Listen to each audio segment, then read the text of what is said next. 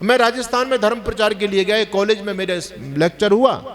एक मेरी बहन आती है और कहती है, स्वामी जी मैं आपसे कुछ प्रश्न करना चाहती हूँ, क्या मेरे प्रश्नों का जवाब दोगे? मैंने कहा बिल्कुल, स्वागत है आपका।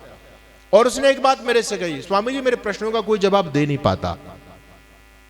मैंने कहा आपकी क्या क्वालिफिकेशन है? कहती है मैं अभी बीए में हूं। तो मैंने कहा ऐसा आप क्या प्रश्न पूछती हैं? बोले प्रश्न मेरे नॉर्मल है, लेकिन कोई धर्माचार्य जवाब दे नहीं पाता है। आपका मैंने व्याख्यान सुना, मुझे लगा कि शायद आप दे पाए। तो मैंने कहा मेरी बहन, मैं ये तो नहीं कह सकता, अब ये तो आप प्रश्न करोगी उसके बाद ही मैं बता सकता हूं, लेकिन जितना गुरुजनों के चरणों में बैठ करके स्वाध्याय करके जितना कुछ सीखा है, अपने ज्ञान के स्तर पर मैं बताने का प्रयास करूंगा। पूछो आप क्या पूछना चाहती हैं। उसने कान पकड़े, हाथ जोड़े, कहती स्वामी जी आप गुस्सा मत हो जाना, बुरा मत मानना। मैंने कि नहीं बुरा मानेंगे। उसने दोबारा से कान पकड़े, सिर नीचे झुकाया। अब की बार उसने भगवान जी को स्मरण किया और कहती है कहीं भगवान जी बुरा नहीं मान जाए, क्योंकि मैं जो प्रश्न करना चाहती हूँ वो भगवान जी को लेकर के ही है। मैंने कहा अरे पागल, ना तो भगवान बुरा मानने वाले ना मैं बुरा मानने वाला, तू पूछती क्यों नहीं है, क्या पूछना चाहती है? उसने कहा स्वामी जी मैं सनातन धर्मी हूं, लेकिन मैं कृष्ण को नहीं मानती। मैंने कहा क्यों नहीं मानती हो? अब वो बहन मेरे से कह रही है स्वामी जी एक बात बताओ, भगवान कृष्ण की पत्नी का क्या नाम था? मैंने कहा रुक्मणी था। बोली राधा कौन थी? मैंने जवाब नहीं दिया, मैं थोड़ा सा गंभीर हुआ। उसने कहा राधा कृष्ण की लवर ही तो थी ना, लवर थी, प्रेमिका थी। और जो व्यक्ति अपनी पत्नी के होते सोते प्रेमिका को साथ लिए घूमता हो, वो व्यक्ति कैसे पूजनीय हो सकता है? मैंने कई बार प्रश्न कृष्ण के जीवन को लेकर के अपने माता पिता से प्रश्न किए, लेकिन वो जवाब नहीं दे पाते। और वो फिर मेरे से उल्टा सीधा बोलते हैं, नास्तिक हो गई है, पता नहीं हमारे घर में कहां से कलंक पैदा हो गई और ऐसा करती है वैसा करती है। मुझको दबा देते हैं, डरा देते हैं, धमका देते हैं, लेकिन मेरी जिज्ञासाओं को शांत नहीं कर पाए। आज मैं आपसे पूछना चाहती हूं, मैं इसलिए कृष्ण को नहीं मानती स्वामी जी। कृष्ण ने तो जो है ना अवैध संबंध बनाए, पत्नी को छोड़ करके दूसरी स्त्री को जो प्रेमिका थी उसके साथ में कृष्ण रहते थे। क्या ये एक मानवोचित व्यवहार है? और यदि हमारे भगवान ऐसा आचरण करेंगे तो हमको भी करना चाहिए। तो फिर कोई कृष्ण का भक्त अपनी पत्नी के होते सोते एक राधा जी को और घर में ले आए तो कोई फिर राधा जी को स्वीकार कर लेगा क्या? मैंने कहा इसकी बात में तो बड़ा दम है। मैंने कहा और कहती है न केवल राधा के साथ में, कुब्जा के साथ में, गंगा के साथ में और अनेक गोपियों के साथ में उन्होंने रास किया, यानी डांस किया। गर्लफ्रेंड रखते थे, उसके शब्द बता रहा हूं मैं आपको। आजकल के बच्चे क्या प्रश्न कर रहे हैं, कहते हैं गर्लफ्रेंडों के साथ में वो डांस किया करते थे। तो जिस व्यक्ति का जीवन ऐसा हो, उस व्यक्ति को मैं क्यों मानूं? अगर उस कृष्ण का ऐसा जीवन है तो फिर कृष्ण मानने योग्य नहीं है। और हमने तो आज तक यही सुना है, सारी कथाओं में यही सुना है हमने। इसलिए कृष्ण के प्रति मेरे दिल में रत्ती मात्र भी श्रद्धा नहीं है। उसने कहा कि कृष्ण जी ने तो चोरी भी की थी स्वामी जी। उसने अनेक प्रश्न पूछे मेरे से। अब जब उसने प्रश्न कर दिए तो मैंने उसको समाधान देना शुरू किया। लगभग 1 घंटे तक मैंने उस बहन को समझाने का प्रयास किया और मैंने बताया राधे राधे कहने वाले लोगों सुनो ध्यान से। मैंने YouTube पर बोला है और प्रामाणिक बात बोलता हूं मैं। और मैंने सारे राधे राधे वालों को चैलेंज किया, भागवताचार्यों को चैलेंज किया। आओ शास्त्रार्थ का चैलेंज है। मैं आपको शास्त्रार्थ के लिए ललकारता हूं। सिद्ध करो कि राधा नाम की महिला कोई हुई। राधा पूरी तरह से काल्पनिक है, पूरी तरह से काल्पनिक है। ये हमको नष्ट करने के लिए, भगवान कृष्ण के चरित्र को बर्बाद करने के लिए विधर्मी लोगों की चाल है। आपके जितने भी प्रामाणिक ग्रंथ हैं उनमें कहीं पर भी राधा का कोई वर्णन मिलेगा ही नहीं आपको। भगवान कृष्ण के जीवन को समझना चाहते हो तो आप महाभारत पढ़िए, और महाभारत में कहीं पर भी राधा नहीं आई। एक जगह राधा आई, वो राधा कौन सी, वो कृष्ण जी के साथ रहती है वो वाली नहीं है, बल्कि कर्ण को जिस माँ ने पाला था उसका नाम था राधा, इसलिए कर्ण को राधे कहा जाता है। उसका वर्णन आता है, बाकी इस राधा का कहीं नहीं है। विष्णु पुराण को आप देखें, और भी बहुत सारे, और तो और एक पुराण है श्रीमद् भागवत महापुराण जिसको लोग बोलते हैं, बड़ी कथा सुनना जिसका बड़ा पुण्य माना जाता है समाज के अंदर। कहते हैं एक बार जिसने भागवत करा ली 7 पीढ़ी तर गई। अरे भैया पीढ़ी तो क्या तरेंगी, बल्कि ये तो पाप और लगेगा भागवत कराने वालों को। तो समझने वाली बात है, ये जो भागवत जो लिखी गई, इस भागवत के अंदर भी कहीं पर भी राधा नहीं है, कहीं पर भी राधा नहीं है। लेकिन विडंबना की बात है, कोई भी भागवत कथा बिना राधा की होती नहीं। राधिका गौरी से, ब्रज की छोरी से, मैया करा दे मेरो ब्याह। तो इस पूरे भागवत के अंदर वैसे तो इसने भगवान कृष्ण को बदनाम करने में कोई कमी नहीं छोड़ी, लेकिन फिर भी भागवत वाला भी कहीं पर भी राधा की कोई चर्चा करता ही नहीं। अभी अनिरुद्धाचार्य कहने लगे कि भागवत में राधा शब्द आया है। अब तक तो सभी लोग यही कह रहे थे कहीं नहीं है, पौराणिक लोग भी इसी बात को कहते हैं, लेकिन कहते नहीं भागवत में राधा शब्द आया। उनके गुरुजी बैठे थे और उनके, अरे संस्कृत विद्या के दुश्मन, तूने 2 अक्षर संस्कृत जाने नहीं और यहाँ बहस कर रहा है मंच पर बैठ करके, कहाँ है राधा? उसने जो श्लोक बोला, बोले उसमें राधा तो है ही नहीं, ये तो संधि विच्छेद कर, शब्द का अर्थ पता चल जाएगा। यानी कहीं पर ना तो भागवत में राधा, ना महाभारत में राधा, ना विष्णु पुराण में राधा, ना हरिवंश पुराण में राधा। अब राधा आई कहां से? तो एक पुराण लिखा गया, वो पुराण मुगल कालीन है, मुसलमानों ने लिखवाया। उस पुराण का नाम है ब्रह्म वैवर्त पुराण। ये इतना गंदा पुराण है, इतना गंदा पुराण है, ये पूरी तरह से कूटनीति के तहत लिखवाया गया है। क्योंकि मुसलमान लोगों ने सोचा कि यदि भारत में हमको धर्म प्रचार करना है तो भाई हमारी संस्कृति तो डूबी हुई है। हमारे मोहम्मद ने तो ना 6 साल की लड़की को छोड़ा, ना 40 साल की महिला को छोड़ा, तो उसका चरित्र तो डूबा हुआ। 42-43 शादियां उसने अपने जीवन में की। तो हम भारत के लोगों की जो परंपरा, ये त्याग की, समर्पण की, ये सिद्धों की भूमि है, संतों की भूमि है, त्यागी तपस्वियां, ब्रह्मचारी की पूजा होती है। तो भारत देश में आकर के हम कैसे अपने इस्लाम का प्रचार कर पाएंगे? क्रिश्चियन लोगों ने भी यही सोचा। अब क्या करें? उन्होंने सोचा कि भैया इनके महापुरुष बड़े धवल हैं, इनका जीवन बड़ा पवित्र है, इसलिए इनके महापुरुषों को कलंकित कर दो, बदनाम कर दो, तो ना ये हमसे कुछ कह पाएंगे ना हम इनसे कुछ कह पाएंगे। क्योंकि जिसके खुद के घर शीशे के होते हैं वो दूसरों के घरों पर पत्थर नहीं उछाला करते। ये गेम चला। और मैं आपको जीवंत उदाहरण दे रहा हूं, आप समझने का प्रयास कीजिए। कुछ समय पहले नुपुर शर्मा ने एक बयान दिया था और उसके एक बयान को लेकर के पूरी दुनिया में खलबली मच गई। सर तन से जुदा के नारे लगा दिए गए उन दाढ़ी वाले लोगों की तरफ से, और न केवल नारे लगे बल्कि कितने लोगों के सर तन से जुदा कर दिए गए। यदि बीजेपी प्रोटेक्शन नहीं दे पाती नुपुर शर्मा को तो वो भी मार दी जाती, आप सभी जानते हैं। अब समझने वाली बात यह है, समझने वाली बात यह है कि नुपुर शर्मा ने कहा, जो बात कही वो बिल्कुल सत्य कही। और क्या बात कही कि जब मोहम्मद की उम्र 52 साल की थी, सुनो बात को ध्यान से, मोहम्मद की उम्र 52 साल की थी तो आयशा की उम्र केवल 6 साल की थी, और 52 साल के बूढ़े व्यक्ति ने 6 साल की लड़की से विवाह किया। यह बात हकीकत है, सत्य है। लेकिन आज के समय के हिसाब से तो भाई जो व्यक्ति सुनेगा वो उसके जीवन पर थूकेगा, बोले ये क्या है, ये इनका पैगंबर है, ये इनका भगवान है, जो 6 साल की लड़की का एक बूढ़ा व्यक्ति 6 साल से विवाह कर रहा है 6 साल की लड़की से, ये कैसा भगवान है? तो बात सही थी, लेकिन उनके माफिक नहीं पड़ रही थी, तो उन्होंने सही बात को भी नकार दिया, बोले नहीं नहीं गलत है, गलत है, और नुपुर शर्मा के पीछे पड़ गए। एक तरफ हम लोग हैं, एक तरफ वो लोग हैं जो अपनी सही बात को भी नकार रहे हैं, बोले नहीं ऐसा नहीं, ऐसा नहीं है, और एक तरफ हम लोग हैं जो हमारे महापुरुषों के जीवन में ऐसा कुछ हुआ ही नहीं है, हम उनको स्वीकार करके बैठे। और अब इनकी चाल देखो, ये विधर्मी इस बात को जानते थे कि आने वाले समय में आयशा और मोहम्मद पर प्रश्न खड़े होंगे, तो हम कैसे इनको समाधान दे पाएंगे, क्या कर पाएंगे? तो इन्होंने आपके यहां भी मिलावट कर दी शास्त्रों में कि जब भगवान राम का विवाह हुआ तो सीता जी की उम्र भी 6 साल की थी। कितना बड़ा इन्होंने खेल किया है। अच्छा, हमारे जितने भी कथाकार हैं उनमें बुद्धि नहीं है, वो इस बात को समझ नहीं रहे, वो तो गीत गा रहे हैं। अब बड़ी जो है ना राम कथा वाचिका मानी जाती है, साथ भी रितंबरा अच्छी हैं, वो हिंदुत्ववादी प्रचारिका हैं, लेकिन मैं उनकी कथा सुन रहा था तो जब सीता स्वयंवर हो रहा है तो माता सीता वरमाला डाल रही हैं, तो उनकी माँ जो है, माता सीता की माँ, और जो महिला उस समय गीत गाती हैं, तो वहां गीत गा रही हैं कि झुक जइयो तनिक रघुवीर लली मेरी छोटी सी।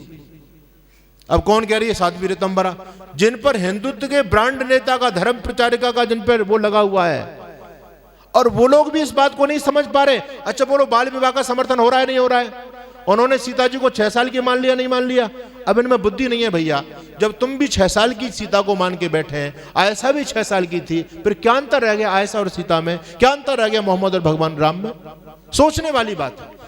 हम सोच नहीं पा रहे, लोगों ने कितना ज्यादा घपला कर दिया, हम बोल नहीं पा रहे उनके सामने। और देखो, एक व्यक्ति तो मेरे से ये कहने लगा, स्वामी जी आप पता नहीं बेकार की उटपटांग बात करते रहते हो, आप हमारे पीछे डंडा लेकर के पड़े हो, मुल्ले 17 बच्चा पैदा करते हैं, 17 बच्चा पैदा करते हैं।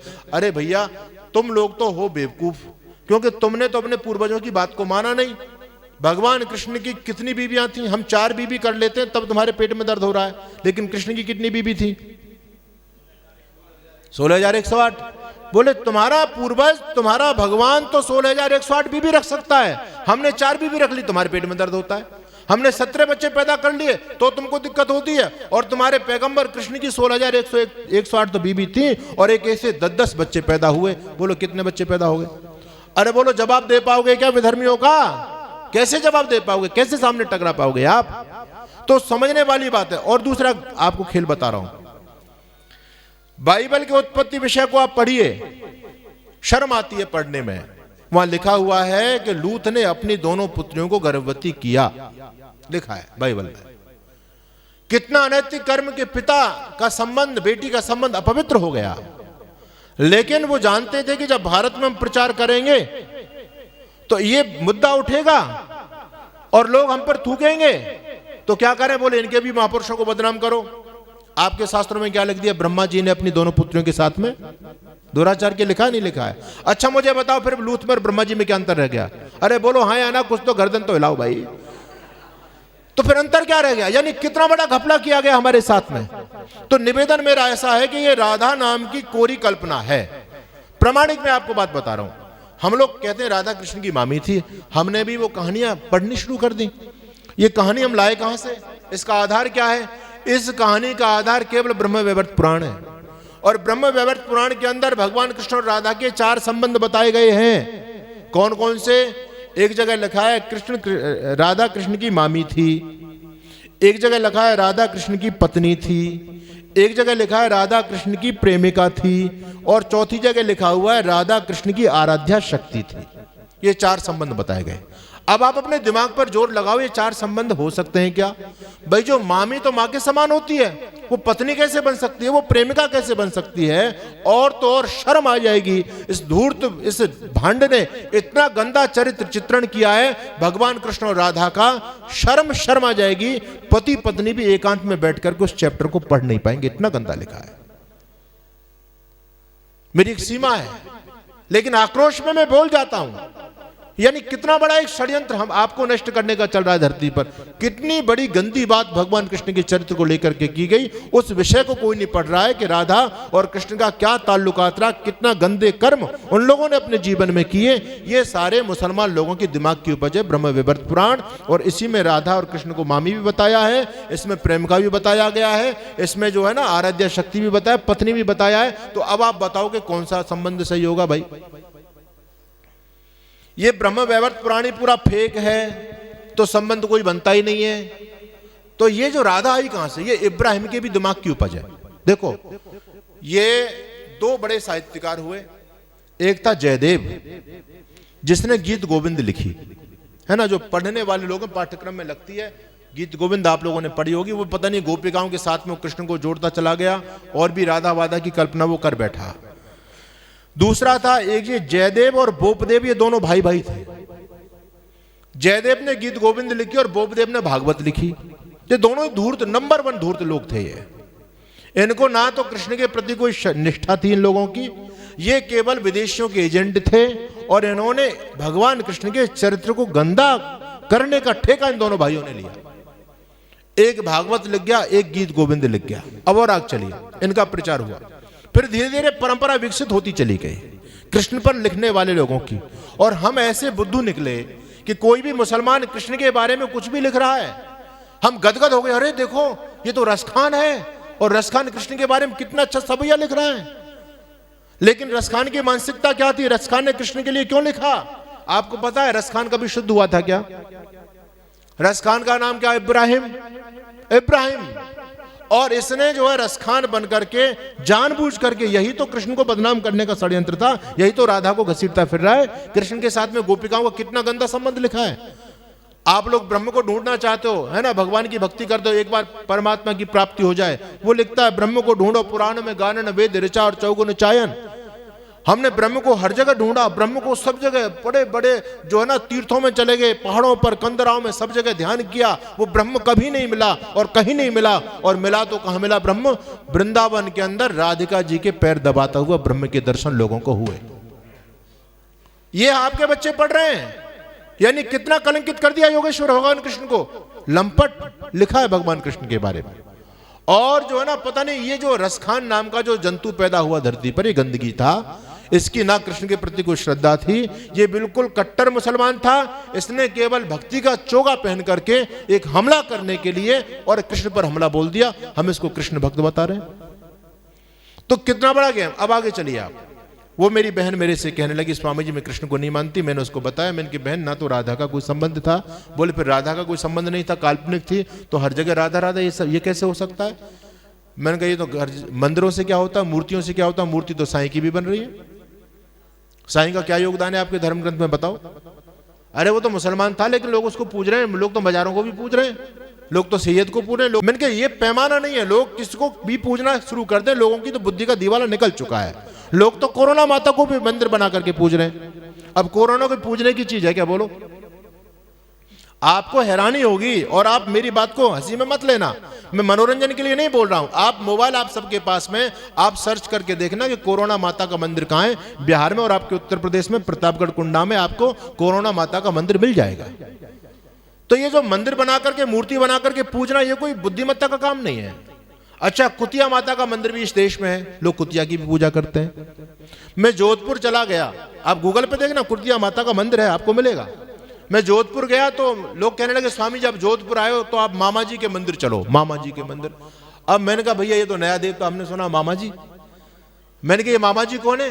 बोले ये मामा शकुनी। अरे मैंने कहा भड़ाओ तुम्हारा, तुम शकुनी की भी पूजा करते हो यहाँ? तो जोधपुर में उस मामा जी का मंदिर भी बना हुआ, जो ज्वारी नंबर 1 है ना, बड़ा नालायक आदमी, उसको भी लोग पूज रहे हैं। मैंने कहा मेरी बहन पूजा से कुछ नहीं होता, ये तो लोगों की एक चाल है। मैंने उसको समझाया, मैंने कि ना गंगा के साथ में, ना कुब्जा के साथ में, ना राधा के साथ में, राधा तो पूरी तरह से काल्पनिक है ही। और मैंने उसको बताया ना भगवान कृष्ण ने कभी चोरी की। लगभग 1 घंटे तक मैंने उस बहन को समझाया, जो कहती थी मैं कृष्ण को नहीं मानती, कृष्ण के प्रति मेरे मन में लेश मात्र भी श्रद्धा नहीं है। 1 घंटे के बाद में उस बहन ने हाथ जोड़े, मेरे पैर छूने के लिए हाथ आगे बढ़ाए। मैंने कहा बहन रुक। कहती है स्वामी जी आज आपको सुनकर के कृष्ण के प्रति मेरे मन में श्रद्धा का भाव पैदा हुआ। मैंने कहा ये कमाल मेरा नहीं है, ये तो महर्षि दयानंद को धन्यवाद दो, सत्यार्थ प्रकाश को पढ़ो। अभी तो और तुम्हारे मन में बहुत सारी शंकाएं होंगी, इन शंकाओं को निर्मूल करना चाहती हो मेरी बहन, तो आप सत्यार्थ प्रकाश पढ़ो। कितने लोगों का जीवन की धारा बदल गई, कितनी बहनों को हमने पतित होने से रोका है सत्यार्थ प्रकाश के द्वारा, कितनी हिंदू समाज की बेटियों को मुसलमान और क्रिश्चियन बनने से रोका है सत्यार्थ प्रकाश के द्वारा। इसलिए मैं कहता हूं, याद रखना, पंडित मदन मोहन मालवीय जी के शब्द हैं, मेरे नहीं है। जब वो दुनिया से जा रहे थे,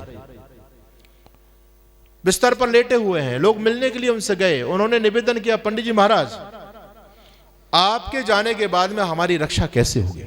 वो हिंदू समाज के लिए बहुत बड़ा उनका योगदान रहा, संरक्षक थे, नेता थे, और हिंदू समाज की कुछ बुराइयों को, कुरीतियों को दूर करने में उन्होंने काम किया। काशी हिंदू विश्वविद्यालय की स्थापना की।